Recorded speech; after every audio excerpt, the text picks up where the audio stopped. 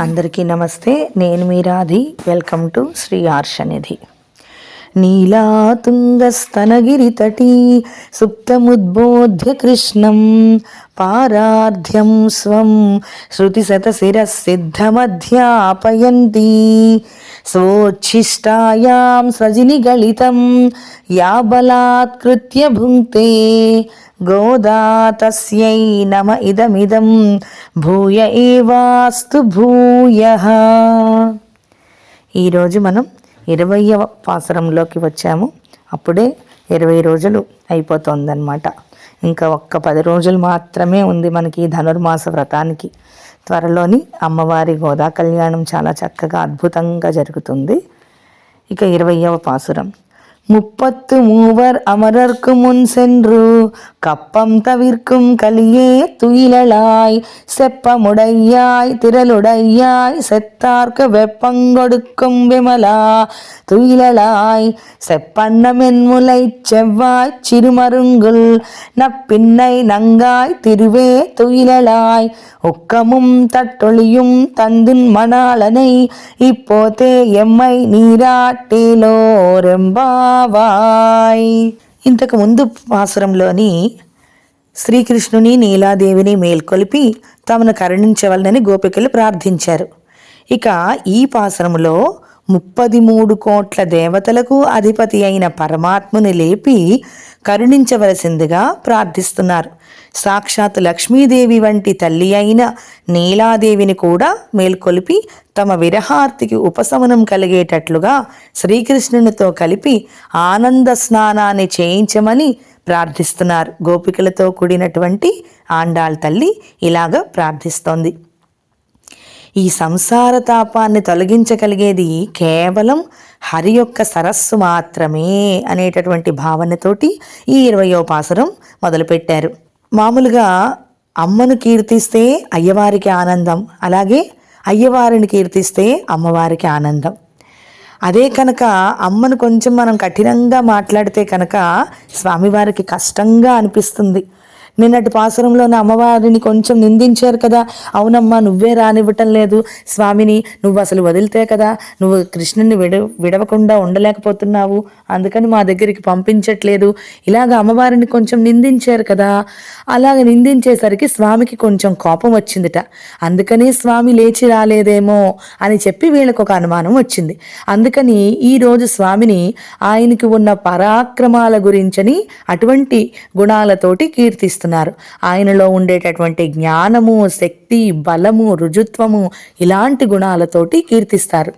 అయినా ఇంకా ఆయన లేవట్లేదని ఆయనకు ఆనందం కలిగించాలి. ఎలా ఆనందం కలిగించాలి? నిన్నటి రోజున అమ్మవారిని నిందించారు కాబట్టి అయ్యవారికి కోపం వచ్చింది.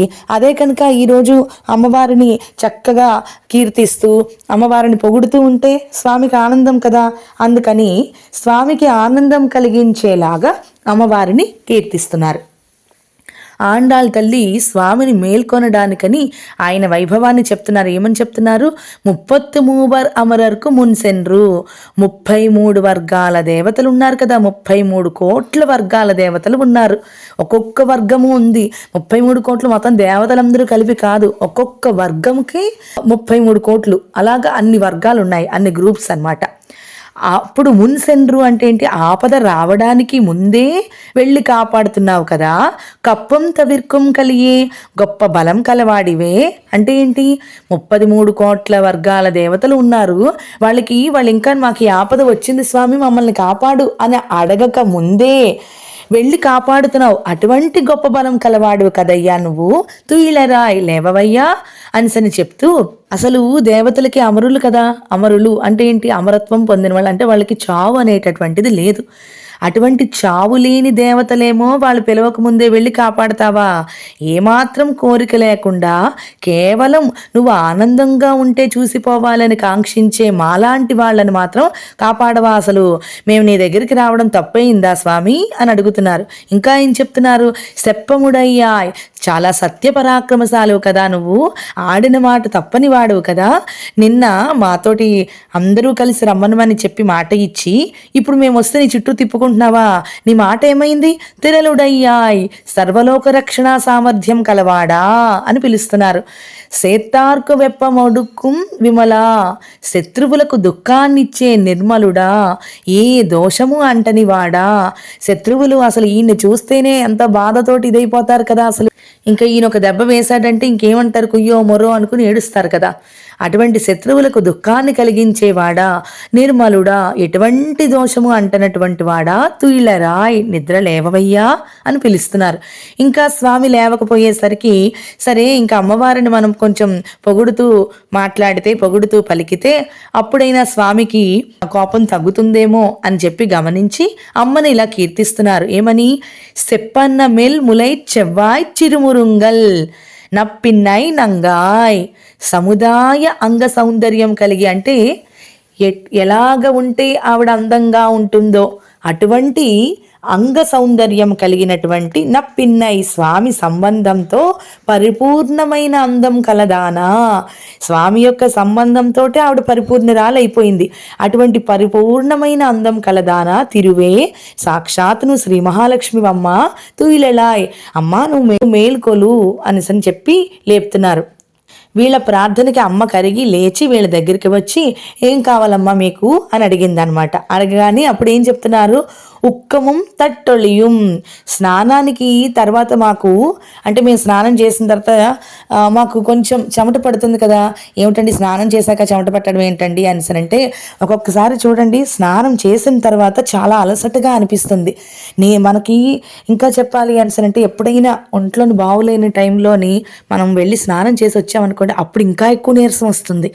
అందుకని వీళ్ళు ఏం చెప్తున్నారు, స్నానం చేసి వచ్చిన తర్వాత మేము అలసిపోతాం కదమ్మా, స్నానం చేసి వచ్చి మా వంటికి చెమట పడుతుంది, అందుకని ఆ చెమట పోగొట్టుకోవడానికని చెప్పి మాకు ఒక విసనకర్ర కావాలి. తట్టొళియం, స్నానం తర్వాత మేము అలంకరించుకుంటాం కదా, స్నానం తర్వాత మనం అందరం చేసేది అదే కదండి, చక్కగా అలంకరించుకుంటాం కదా, బొట్టు కాటిగా పెట్టుకొని అవన్నీ చెయ్యాలి అంటే మనకు ఒక అద్దం కావాలి కదా, అద్దం ముందు నిలబడి కదా మనం అలంకరించుకుంటాము. అందుకని ఆ స్నానం తర్వాత అలంకరించుకోవడానికని చెప్పి ఒక నిలువుట్ అద్దం కావాలి. తందు ఉన్మణాలనై, ఇవి రెండు ఇచ్చి ఉన్మణాలనై నీ యొక్క స్వామిని ఇప్పుడే ఎమ్మై మాతో కలిపి నీరాడించు, అంటే ఇవి రెండు మాకిచ్చి నీ స్వామిని మాకిచ్చి మాతో కలిసి స్నానం చేసేలాగా చెయ్యు అని చెప్పి అడుగుతున్నారు. ఇది ఇలా అడగటం మనకి కొంచెం ఎలాగో అనిపిస్తుంది. ఏంటిది, స్వామిని ఏంటి వీళ్ళతో పాటు స్నానం చేయడానికి స్వామిని పిలవడం ఏమిటి, అసలు ఏమిటి ఇలా మాట్లాడుతున్నారు అని అనిపిస్తుంది. కానీ ఇందులోని అంతర్లీనంగా చూస్తే అసలు దోషం ఏమీ లేదు. ఎందుకు అంటే పురుషుడు ఆయన ఒక్కడే, భగవంతుడు ఒక్కడే పురుషుడు. మిగిలిన వాళ్ళందరూ, మిగతా వర్గం అంటే ఏంటి, ఈ జీవులలోని పురుషులు స్త్రీలు ఎంతమంది ఉన్నా సరే వాళ్ళందరూ కూడా ఆయనకి గోపికలంటి వంటి వాళ్ళు.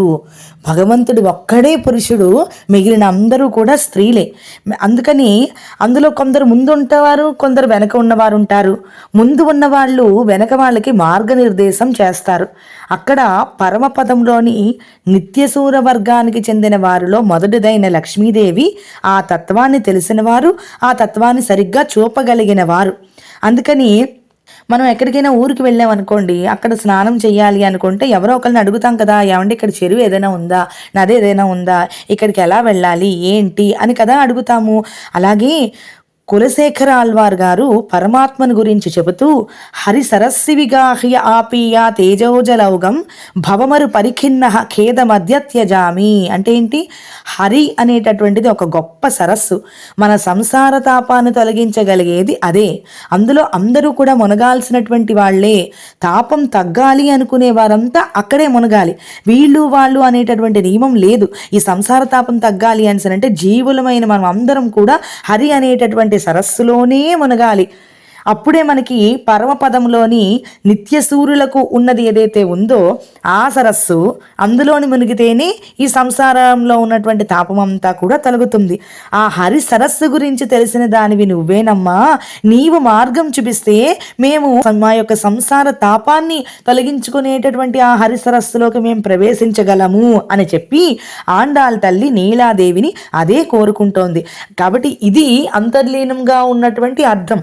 మనకేం మనకి బాహ్యంగా ఏమిటి అర్థమవుతుంది, ఏమిటి స్వామిని ఏంటంటే స్నానానికి వీళ్ళతో పాటు పిలవడం ఏమిటి అనేటటువంటి తప్పుడు భావనతోటి చూడకూడదు. చూడాల్సింది ఏమిటి, సంసార తాపాన్ని తొలగించుకోవడానికి హరి అనే సరస్సులోని మునగాలి కాబట్టి స్వామిని కూడా మాతో పంపించమ్మా, మేము ఆ హరి అనే సరస్సులో మేము మునుగుతాము అనేటటువంటిది ఆండాళ్ తల్లి నీలాదేవికి కోరుకుంటోందనమాట. పరమాత్మను చేరడానికి అమ్మ ఒక ప్రాపకురాలుగా పనిచేస్తుంది.